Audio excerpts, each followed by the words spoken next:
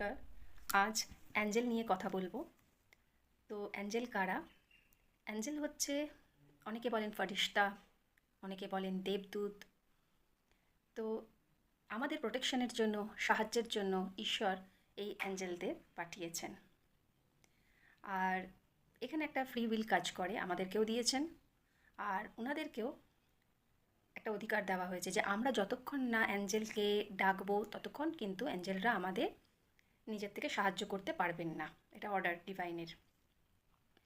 তো অ্যাঞ্জেলকে যখন আমরা ডাকবো তখন অ্যাঞ্জেলরা আমাদের সাহায্য করে থাকবেন। এবার অনেকে আছে যে তাহলে কি আমরা ঈশ্বরকে ডাকবো না? তো যেই কাজটা আমরা ঈশ্বরের কাছে বলছি সেই কাজটা যদি আমরা অ্যাঞ্জেলকে বলি তাহলে সেই কাজটা অ্যাঞ্জেল ঈশ্বর পর্যন্ত পৌঁছে দিতে সাহায্য করবে, তাড়াতাড়ি কাজটা করে দিতে সাহায্য করবে। এখানে একটাই জিনিস কাজ করবে, ফেথ। যদি বিশ্বাস থাকে আপনার, তাহলে এই অ্যাঞ্জেল হিলিংটি কাজ করবে।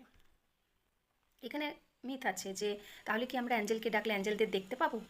তো অ্যাঞ্জেলদের দেখতে পাবো কি না জানি না, তবে তাদের এতটাই আলো আর আমাদের অত দিব্যদৃষ্টিও নেই যে আমরা সেই আলোটাকে আমরা সহ্য করতে পারবো, সেই শক্তিটাকে। তো এই অ্যাঞ্জেলরা কখনো আমাদের ফেদার্স দিয়ে বোঝান, কখনো আমাদের অ্যাঞ্জেল নাম্বার দিয়ে আমাদের মেসেজ দেন। এই অ্যাঞ্জেল নাম্বারটি আমাদের ডিকোড করতে হয়।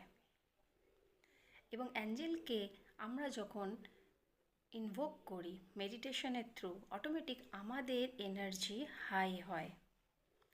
এবং যখন আমাদের এই এনার্জি লেভেল হাই হয় তখন অ্যাঞ্জেলদের সঙ্গে আমাদের যুক্ত হতে খুব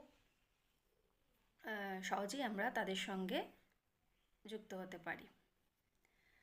তো সৎ উদ্দেশ্য নিয়ে অ্যাঞ্জেলদের সঙ্গে আমরা অ্যাঞ্জেলদের ডাকলে, সাহায্য চাইলে তারা আমাদের সাহায্য করে থাকেন।